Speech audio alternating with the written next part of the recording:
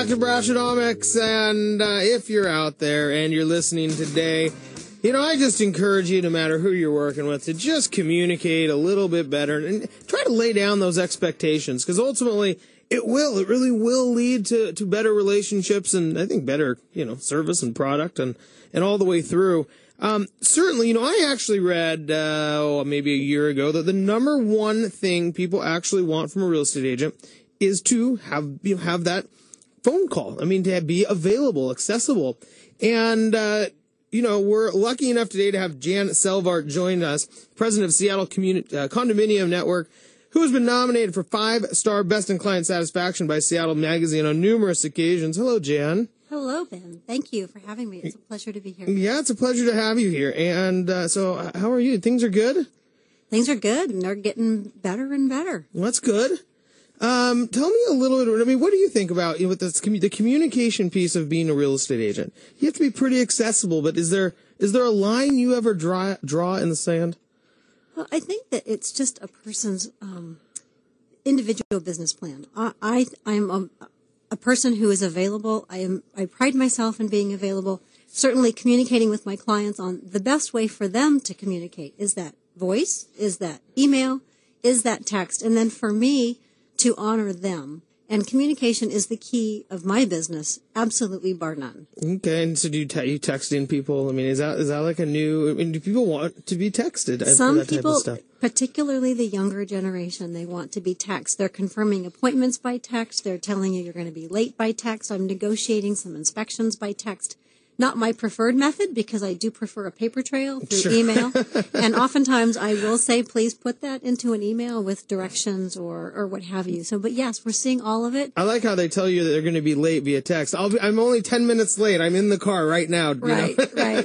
All of my friends and all of my people know that if I'm late, I've been in an accident or there is something seriously wrong, because I am never late. Well, let's, you being in the real estate industry and really understanding it, and also being the president of the Seattle Condominium Network, I want to just chat with you a little bit. I mean, we do talk at length about the real estate market here on our show, but we don't necessarily just focus on condos all that often, and specifically Seattle condos. What market trends is the Seattle condo world going through? Well, the condos is a factor. There's a whole education process with condos. There are good condos, there are bad condos. Location, obviously, quality of construction, year of construction. More than anything, it is how the resale certificate looks. The resale certificate talks about the financial well-being, the building well-being, whether it's had a reserve study, what kind of assessments might be done, what is due to be done on a condominium or roof and systems.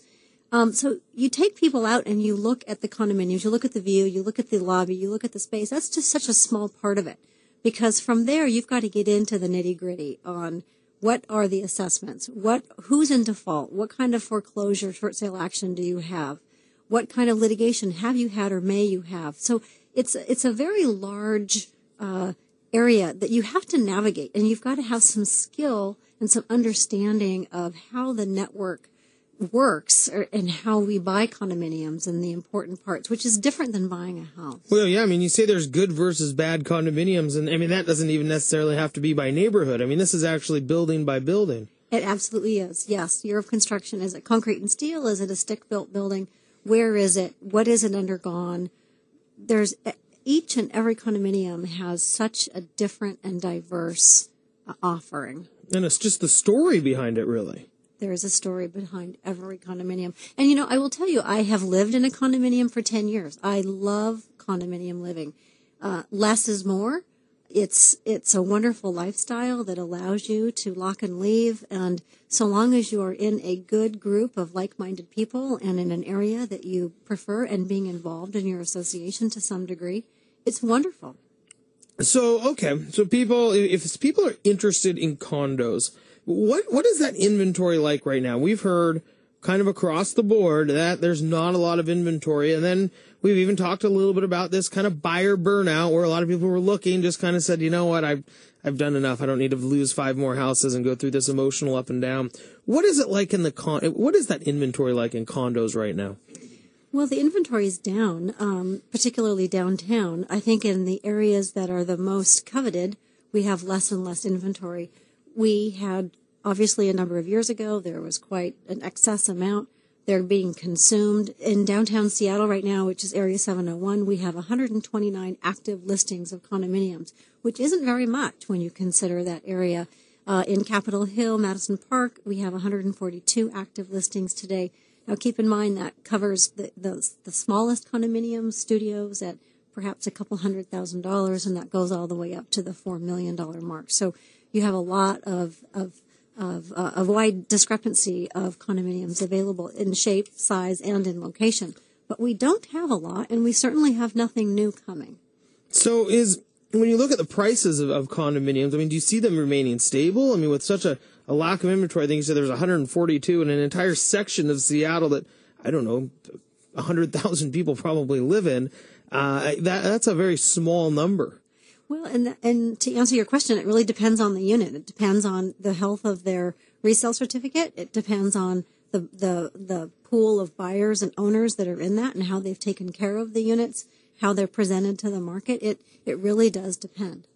What type of people are out looking for condos? I mean, it seems to me, and I've lived here a long time, but it seems to me that most people with like families aren't exactly moving to downtown condos, and there's not a lot of, there's no real public schools in downtown Seattle. Do you see more and more families going to condos? Are they family friendly?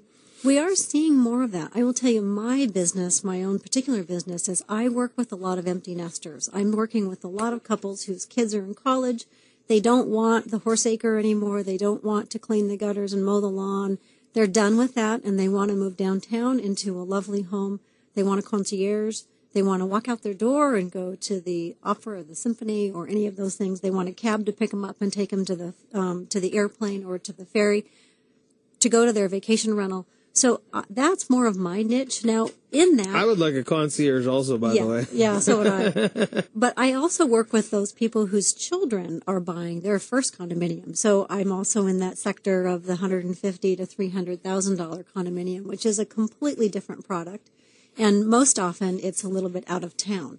But fortunately, I am seeing a lot of the empty nesters who want to simplify their life and live in a quality project with like-minded people and enjoy. How do you find a condo project that has like-minded people living there? Well, your agent can hopefully steer you to those. Okay. Because we, as people who focus on condominium living, you have read most of the resale certificates. You work within networks of peoples and you talk about issues on a resale certificate. You share stories. There's the notes from the minutes of the last exactly that right. person in 1401, right. Man. You know when a building is about to be wrapped and why it's being wrapped, and you know about buildings that don't allow pets, and you know about, you just get to know and you build your wealth of information and you share that with your clients, and it becomes a specialty for you. So then what are things that people really need to watch out for? I mean, you're involved in these networks, you know certain buildings, and again, we're here with Jan Selvar with Windermere Real Estate, but what are some of those things people need to watch out for? Well, the health of the building, is it going to be wrapped? Has it been wrapped? Is it under litigation? New construction, there's some things that, litigation is a problem. It's hard to get a loan on something if the building is in litigation. Certainly the most obvious, if you're a dog lover and you're looking at buildings that don't allow dogs, we need to know what that is.